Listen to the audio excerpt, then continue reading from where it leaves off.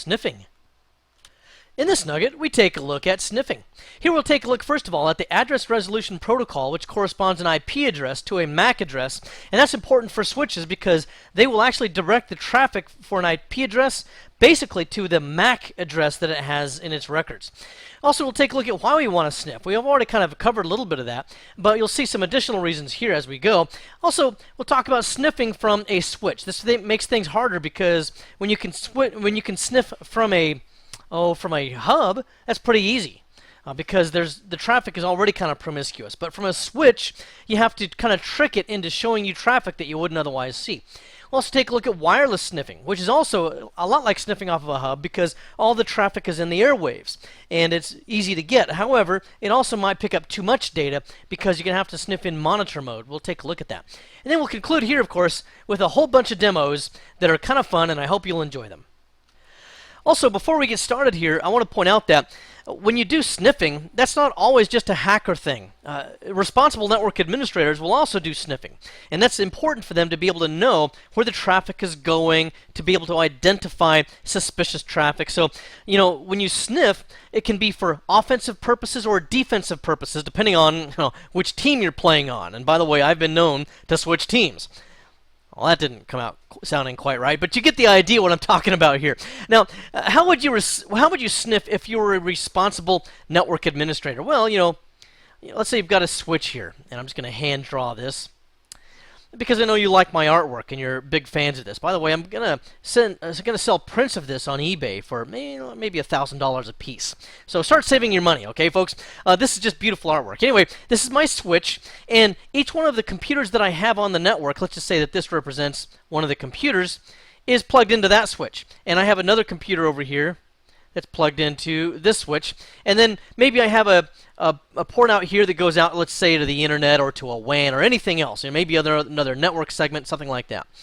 Now, if this host here wants to communicate with, let's say, a web server out here, then when it sends the traffic out here, it sends the GET request out to this web server, the traffic only goes through this switch and then out to this port only. It does not go to this port and this port and this port, any other ports.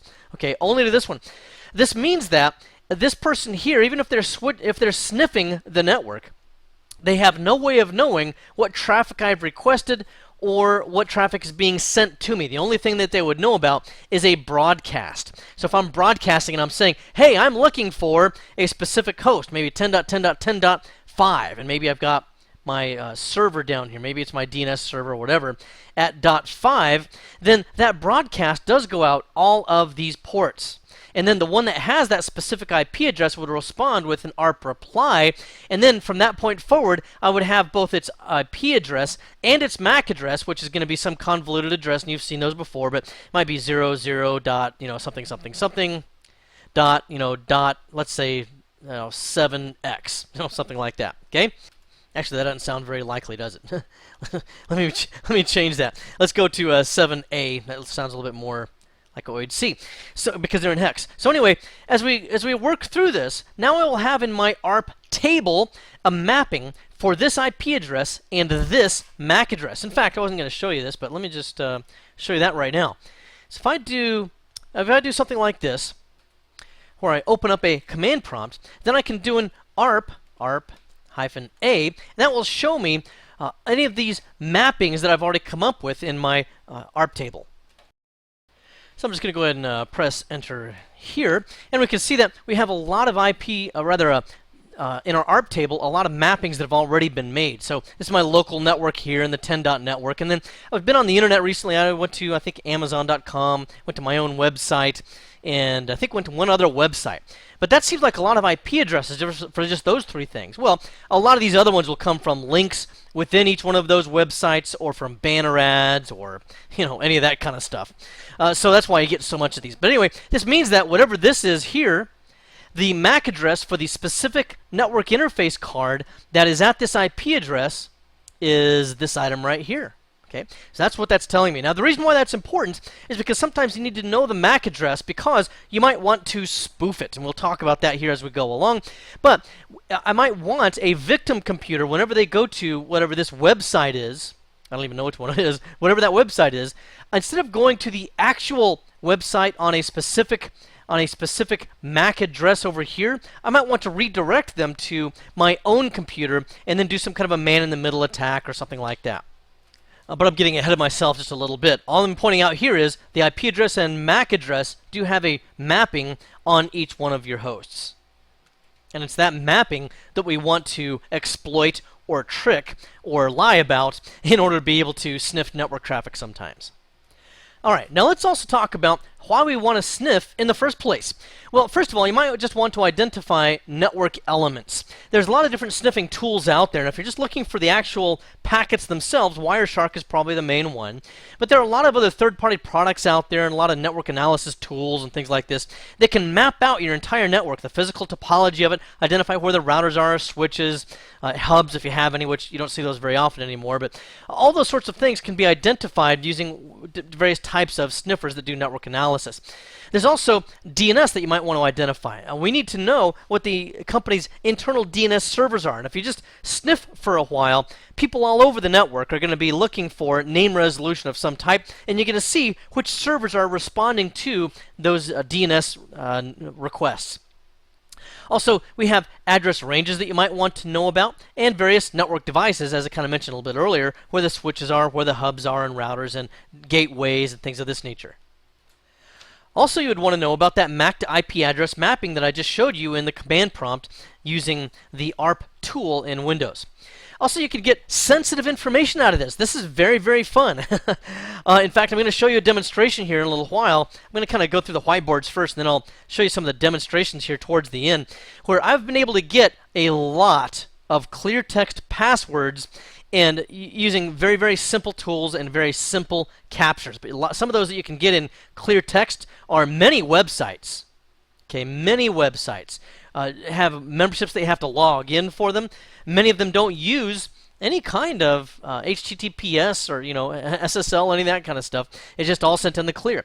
FTP is by default sent in the clear unless you're using SFTP, which uses certificates and encryption to be able to guard that login process. You may also be able to get POP3, POP3 logons, those sorts of things. Oh, Telnet. Okay, so all kinds of stuff you can get for free out there that you can just pick up people's logon information.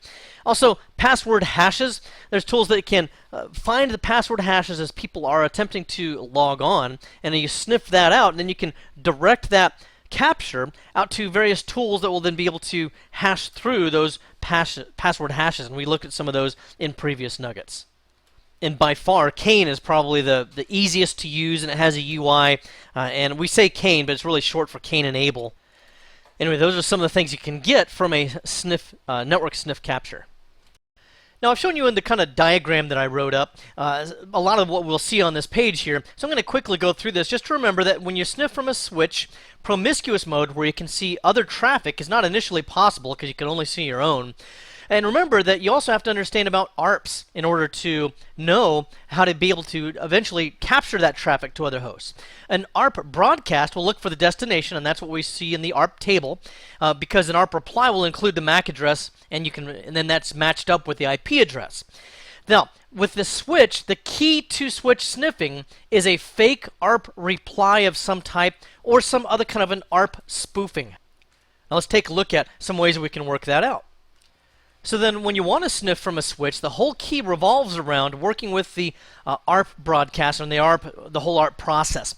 One of the things you can do there is ARP spoofing, also known as ARP poisoning. Actually, there's a couple of different ways of poisoning, but this is one of them. And this means that we're going to tell a lie to the ARP cache on a local computer. You could do this in a number of different ways. You could enter in a static ARP address if you're able to do something like telnet into it, or if you're able to use something like Metasploit to open up a command prompt, you can enter in a static address there, which would then forcibly direct any traffic that would be destined for the original target, perhaps back to you instead. So what you might want to do with this then is you'd craft a fake ARP reply. For example, the default gateway. If we go over, actually wrong direction, let's go over here. If this is my default gateway, I'll put default, I don't know why that's not very dark there, but default gateway here, and this is my target or my victim, and this is me, down here. And you know, they're trying to go out here to this other network, maybe it's the internet or something like this, but I want to capture their traffic and I can't quite do that yet. Well, the default gateway may have a MAC address that ends in dash, 5C. All right. My MAC address ends in 6B. All right. So what I can do here is to send constant replies to this host that the default gateway's address, the MAC address, is actually 6B. Now I have to do that constantly because once I've sent it to this host, it'll put it in its ARP cache and it'll remember that, and it might send me a packet or two. But eventually, this default gateway here is gonna send its packets out as well, and it's gonna overwrite whatever's in the ARP cache over here.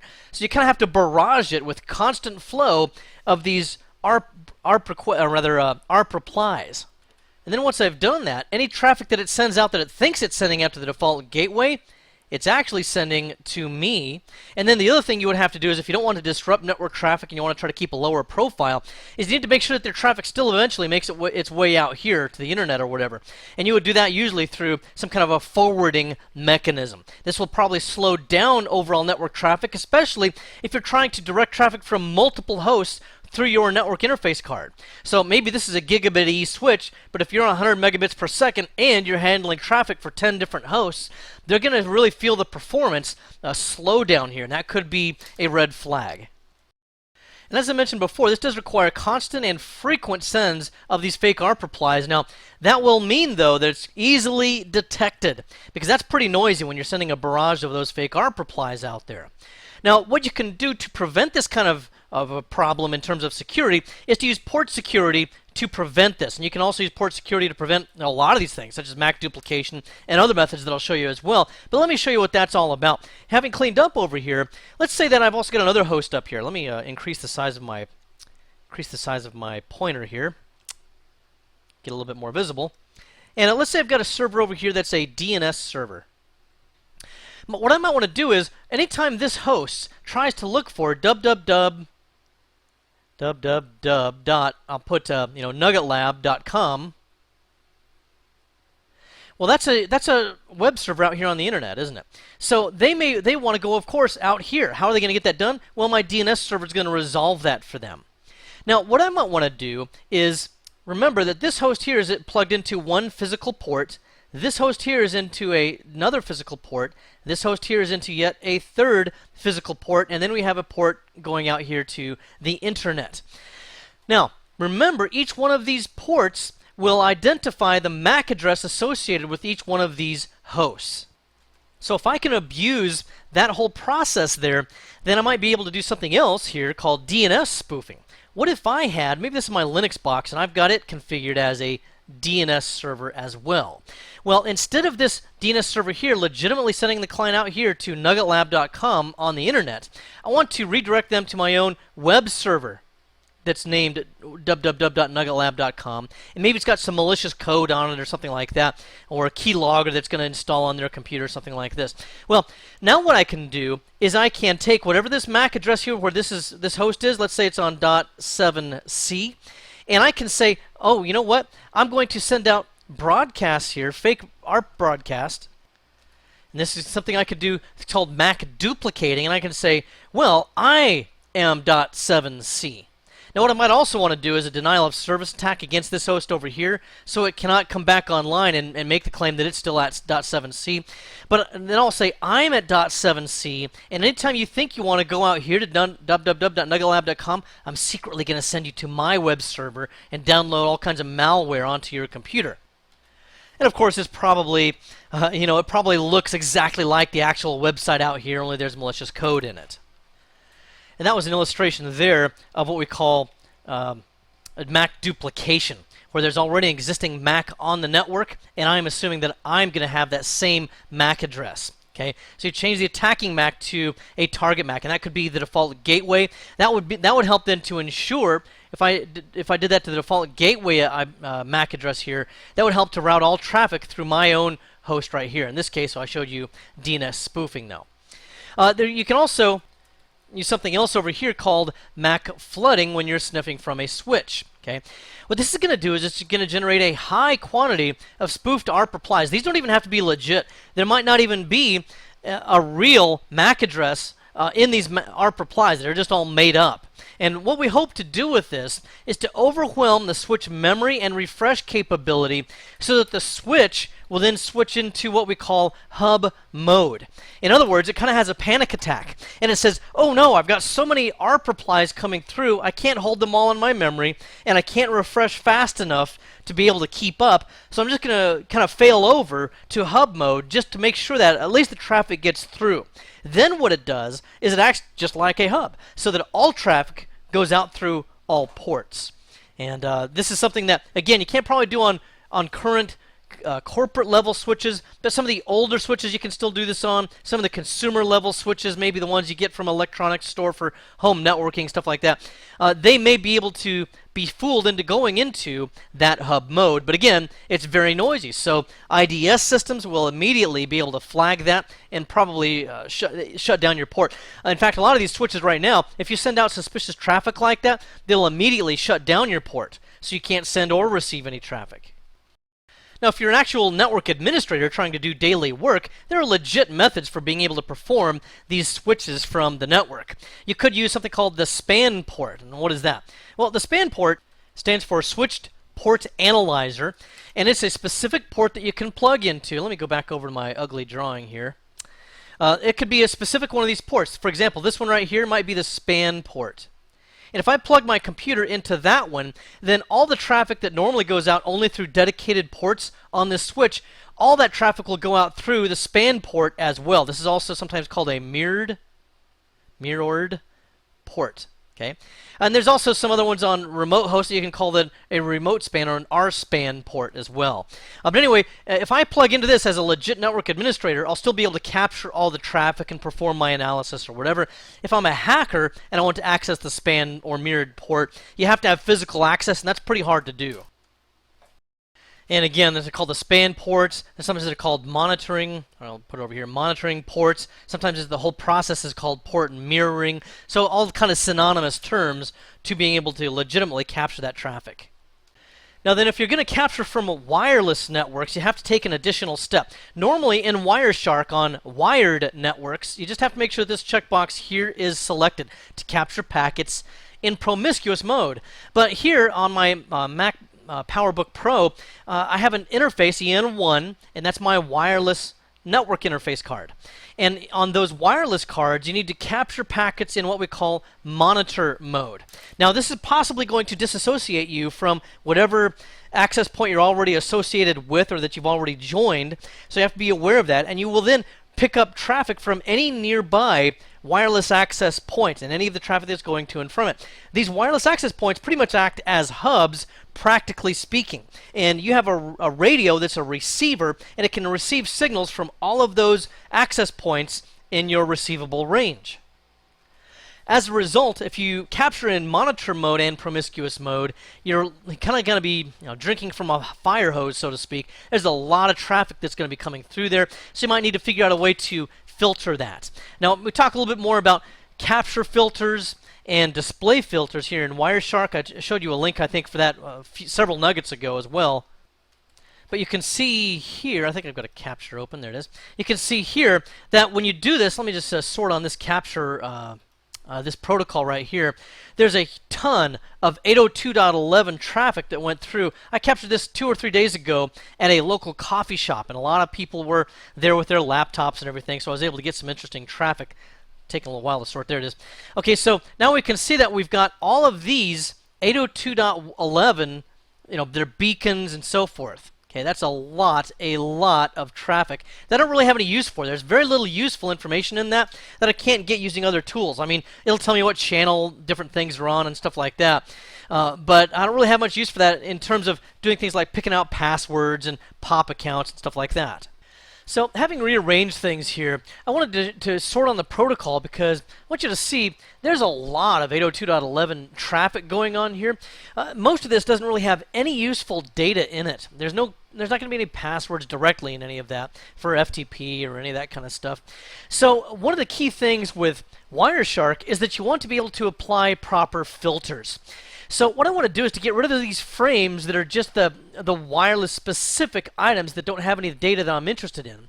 And one of the things I could do here is to expand out the frame, which is the top part of this, go to the radio tap WLAN, which is wireless LAN, and I can right click on this. Then I can choose to apply as a filter, not selected. That means anything where it'll say protocol in the frame is radio tap WLAN will not be selected in my results anymore. And it's going to take a while to go through all those packets. You can see the progress bar as I drag it over here. But it's going to leave me with a lot less packets, or a lot less items to have to sort through and identify what's good for me here. So let me go back up here again. And we can now see that I'm down to 87,155. Then scrolling down, I still see that I've still got some 802.11 data in it, or items in this. So my first frame protocol here, as you can see here, that gives me an exclamation point. It's kind of small, so I'm not really sure if you can read that. I don't know a way to enlarge it. But anyway, oh, actually I do. Hold on just a moment. Just a moment, folks. I almost forgot I had this little tool. So Control 1, I think it is. There we go. So now you can see here that the frame protocols item there has an exclamation point in front of it, meaning not or don't want. And then in the parentheses, it has our criteria. So any frame protocols that are equal to radio tap WLAN, this over here, that is what we do not want. All right, so what I want to do to also get rid of, though, is another kind of a frame that appears here, very similar, but this one's WLAN data. I really don't want that one either. So what I can do with this is to right-click here, and then apply as a filter, and then choose and not selected. Now, by the way, notice there's apply as a filter, which will then immediately apply the filter, or there's prepare as a filter, which you might want to use if you just want to look at it and double check through it before you apply it. So I'll just use this one this time. Prepare as filter and not selected. And then I might just want to go through this, and I'm going to kind of double check my syntax and make sure I've got the right things in there. And again, I'm just going to zoom in on this so you can see it a little bit better. And you can see some of the kind of syntax that's involved in that. So anyway, I'm going to go ahead and then apply this. And then when it's done with this now, we should see that we get down to, I think 87, closer to 87,000 frames even. Even less, 81,205 frames according to the bottom of this display here. So now what I've been able to successfully do is to get rid of all of the 802.11 items that I don't care about and that are not of much use to me. And then another thing you can do is if you've got the set of data that you want and you've whittled it down to a manageable portion, what you can do is also choose File, Save As, and then you can save this capture only as the displayed data. Now you can see I've already done that with a filtered coffee shop save. The file we're looking at right now is an unfiltered coffee shop, but I saved it as a filtered coffee shop previously. Now, the next part of this, I'm a little hesitant to show you because I was looking through this actually while I was sitting in the coffee shop and found some interesting things that were personally revealing to folks that were there. Although it is really being sent over a radio signal, so it's actually public information. And by the way, that's not my official legal opinion because I don't have one since I'm not an attorney. But in my view, it's being broadcast through a publicly accessible radio signal. So anything that you pick up in there is the same as you would pick up on a car radio. If you turned in the signal, you can pull in publicly accessible radio signals there as well and listen to whatever you want to. Anyway, some of the rest of the stuff I'll show you, I'm just going to have to do on the side here, and then I'll take a screenshot of it and I'll black out stuff that's potentially revealing. Alright, I actually just dragged this back over here because I had to go to a place where there wasn't anything too revealing. For example, here you can see that there's a password, but we don't know who the user is, and I'm not going to show you that, okay? And you'll get into this because in this coffee shop, there were so many people logging on to email that it was difficult for me to associate which password belonged to which user. Now, I could have figured it out by IP address eventually, but it's still a lot to sort through. So the way you figure this out is you right-click and you choose Follow TCP Stream. Now, I did that to a separate account, which I'm not going to tell you about right now. I'm not going to reveal too much about it. But we can see here, this is the information that I was able to get. Let me zoom in on this. Okay, this user is Kristen, and at a certain domain. This is a singles website. Okay, a singles website. And look at her. Kristen used a long, complicated alphanumeric, upper lowercase, special character password. Good for you, Kristen. With a password like that, I'll never figure out what it is. By the way, I must also point out, she's logging onto this dating website, and I was able to figure out, I'm pretty sure, exactly who she was, because she was also logging on to several other email accounts, and one of the names of the other email accounts, she also had the company embroidered onto a laptop bag. So I'm pretty sure I identified who she was, and I might add, she's quite a lovely woman. And logging onto the singles website. I think that's a great combination, by the way. Both attractive and lonely. I should have gone over to introduce myself, except my wife seems to insist that I'm a very happily married man. I don't know what I would have said anyway. Hey, I was just hacking your passwords. How do you like me so far? That's pretty creepy. And that's just what I need. Yet another woman who thinks I'm creepy.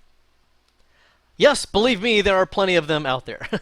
Okay, all right, so you get the idea here how scary this can be. And it could also be a lot of fun, but be good, people.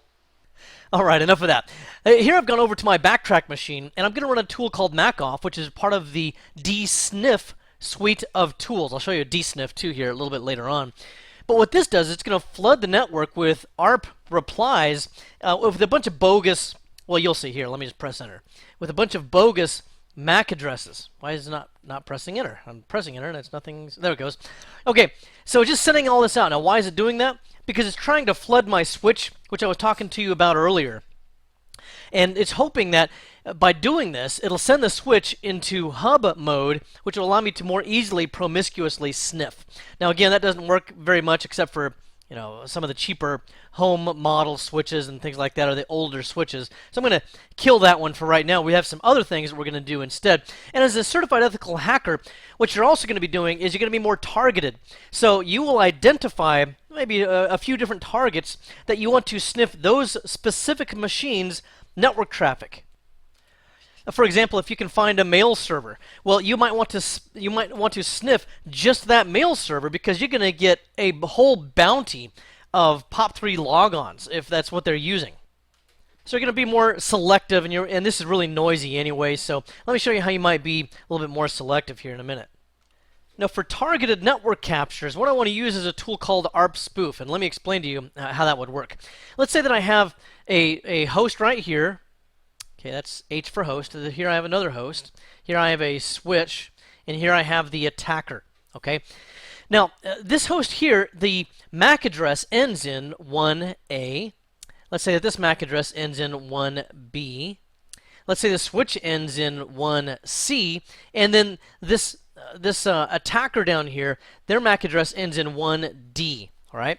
Now, if this host here wants to communicate with this host here, it's going to look for this MAC address, which is going to go through the switch, and actually it's going to look for the IP address, but the switch will identify which MAC address belongs to this host, and it's going to be 1B, of course. So it'll go out of this host right here, into its port, and then out of its port, directly over to this host right here at 1B, as it's supposed to do. But what we're going to do here, and let me undo a little bit of this, what we're going to do here as the attacker is I'm going to send out an ARP replies, a whole barrage of ARP replies to both of these hosts. And I'm going to tell this host here, and I'll just call this host A and host B. I'm going to tell host A that host B is actually at the MAC address of 1D.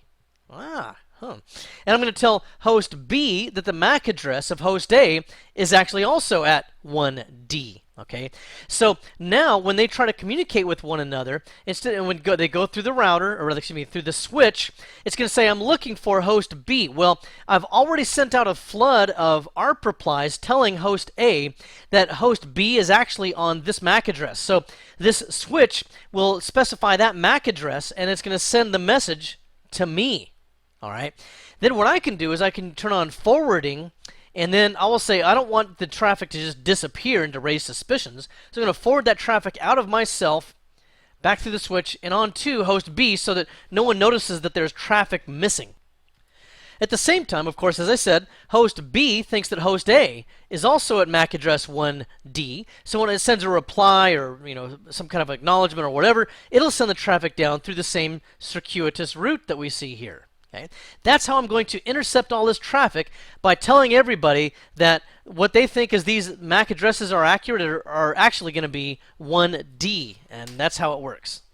All right, so how do we actually pull this off? Well, here I've gone to my backtrack machine, and this is my ifconfig data. Here's my IP address at .45, and here's my hardware MAC address. It ends in 61D4. Now what I want to do is I want to fool other hosts on the network, in particular in this case my default gateway and my MacBook Pro, which is on the desktop to my left and out of your view. And what I want to do is to capture traffic on my MacBook Pro and send it through backtrack here so that I can see what's going on. I can do a lot of things with that. I can use EtherCap, I can use Wireshark, a lot of different tools to get whatever I want to, pretty much. And so this is how we do it. I use ARPspoof, which is part of the dsniff suite of tools, and I'm going to point it to the interface of ETH0, in case I have more than one especially. I'm going to specify the target of 10.10.10.1, and I'm going to fool into thinking that the .51 host is actually going to, and that's my MacBook Pro, I'm going to fool it into thinking that that host is actually at my MAC address that we saw over here. Okay, and fooling it into thinking that that MAC address belongs to this IP address. Let's take a look at it. Okay, so you can see what's going on here. It's going to it's sending an ARP reply that .51 is at my MAC address, and what that's going to result in is it's going to direct the traffic to me. Now I want bidirectional traffic because I want traffic going both ways. So notice here I'm taking .51 and I'm telling it the lie that .1 is at my MAC address as well. So now I have traffic going bidirectionally. Now I also need to route the traffic or to forward the traffic so that traffic is not lost, and I've already done that. Echo 1 and then the greater than and then this path right here will specify in the IP forward file that the forwarding is turned on. That's what the 1 means. To turn it off later on, I'll enter in the same command except I'll put a 0 instead of a 1 there. Now, like I said, I can use EtherCap, I can use a lot of different tools to see what's going on that MacBook Pro right now. But for all that person who's using it knows, they're just sitting in the coffee shop, happily browsing away. And in fact, speaking of browsing, I think I still have it on a tab. That's it. This tool here is called DriftNet. I'm not sure this is an exam issue or not, but boy, it sure is a lot of fun. What you do with this is you just open it and let it run. And you can download this from a number of different places. But it captures any graphic files that are being viewed on the destination computer. So whatever this person is viewing in, let's say, their browser, I can see pictures that they're looking at. So I'll just go to yahoo.com over there. We'll see a bikini or something apparently over on yahoo.com. I apologize for that. It's yahoo.com. It's supposed to be safe, right? Anyway, so they're looking at that, and maybe they're clicking on a couple of headlines. Okay, I'll just go back here, and you can just kind of see it's picking up different pictures as we go here. What else have we got? Let's go to let's see. Oh, there's a link here for some movies. So let me go to some movies. Oh my gosh, the Twilight Saga breaking. Oh, it's Taylor Lautner. Heavens to Betsy. People, these movies are the worst movies ever made in the history of movies. My kids make me take them to see these movies. I don't know why. And every time I come home, I just want to gouge my eyes out. I can't stand these things. Anyway, let me get out of here before I drive myself crazy. I got to get out of looking at Taylor Lautner. So let's say they're looking for images, and so I'm on the Yahoo webpage again, out of your view, and they're just looking for, maybe they're looking for a new car. So they type in the word car in the image search. Well, that's pretty cool. We got a couple of Mustangs going on there. And let's see, what else could they be looking for? Maybe they're looking for a model car. And it looks like some more cars are popping up here. Now let me switch gears. I'm going to go to, just to do a different search engine here, I'm going to go to google.com. You can see again that various stuff is coming up. I'm going to click on images, and I'll type in, what was I looking for? Model cars. So I'm going to type in model. Oh dear heavens. I typed in model instead of model car. So let me try model car. Okay, now we've got model cars. Okay. Alright, folks, well, it's a good thing not every picture shows up in this, because it doesn't get them all, and some of them would have greatly embarrassed me that were over there on my MacBook. So, fortunately, I did not see those pop up here, at least I don't think. I will have to carefully examine it later. Okay, so anyway, I closed that out, and I don't want it to get me in any more trouble than I'm already in. So now what I'm going to do is show you another tool. This is a very good tool called ehack, and I'll just press enter here. You can see what it did was you can run this just in a command line only mode, or you can send all the results out to a pcap file, which you can use to read in Wireshark. I'm using G, which is going to give me GTK UI here in Linux. So I'm going to move this up a little bit, give myself some more room to work with. And what do we do with this? Well, we want to sniff, and we'll choose unified sniffing, and that's just going to give us the kind of sniffing that we're looking for here. It's monitoring several ports and everything. It's just kind of hovering there right now, waiting to see if it gets anything useful. And then what we would do is we would click on start and start sniffing. Now I'm not going to actually do that. I had to do this offline because it was picking up my passwords for other things that I do, and I didn't want to reveal those live. Okay, I think if I've learned one lesson today, it's that some of this stuff I need to do with screenshots only instead of doing live captures. Okay, so let's see, what was one of the ones here? Here we go. This is what it caught. This actually was my login for my email, and the username here and the password showed up just as plain as day. And you could run this again in the coffee shop or wherever that you're doing your promiscuous network sniff. That would also have, if that's all you're interested in, that would prevent you from having to, search through a whole bunch of other 802.11 frames and other things that doesn't matter much to you. And then similarly here, you can run dsniff. Now let me show you this actually. If you run dsniff, you just go to a command terminal like I am right here, and you just type dsniff and press enter. And then I'm going to go ahead and minimize this now because it's going to possibly pick up something I don't want it to actually see. And it will look over the network, and you can see here that it picked up the public password for SNMP. We looked at that early on in our series, so now we know what the community name is there, the public community name.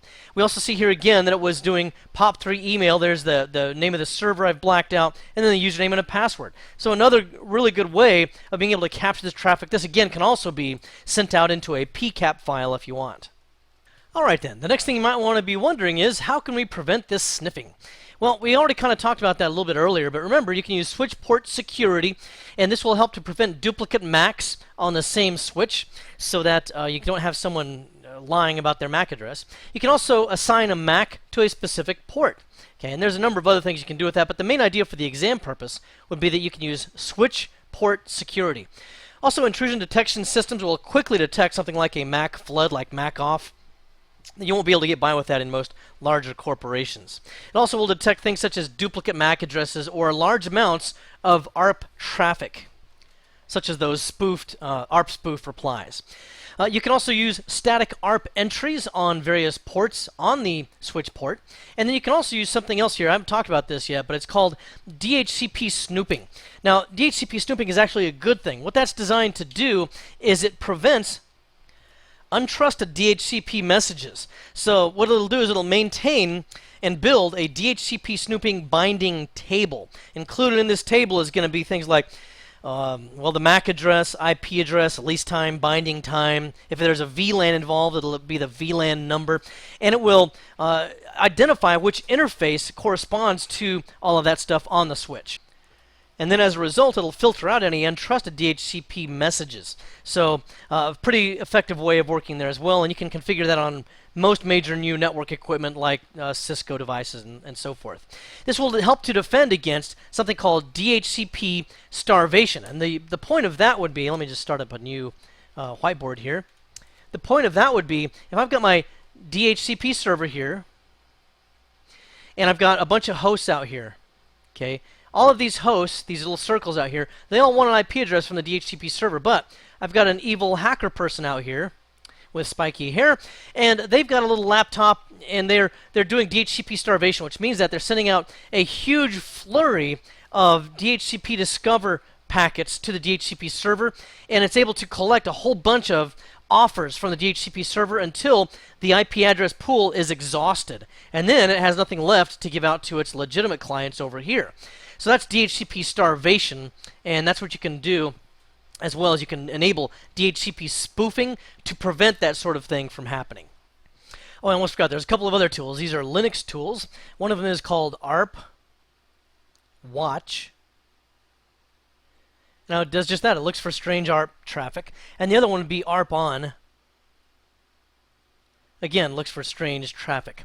ARP on is a little bit more featured than ARP watch, but they're both very good, and will also, again, help to prevent these promiscuous network sniffs on switches. In this nugget, we took a look at sniffing.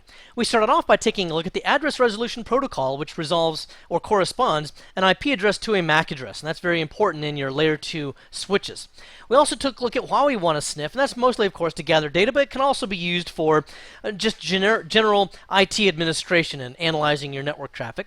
We took a look at how to sniff traffic from a switch, which is substantially more difficult than sniffing from a hub, because on a hub, all traffic goes out through all ports. On a switch, only designated traffic goes out through a port. So you have to kind of trick it into doing what you want, and we saw a couple of ways of doing that. We also took a look at wireless sniffing, and we looked at a network capture that did some wireless sniffing in a local coffee shop here. And then, of course, you saw that we concluded here with kind of a demo-rama of all kinds of different hacks. Well, I hope this has been informative for you, and I'd like to thank you for viewing.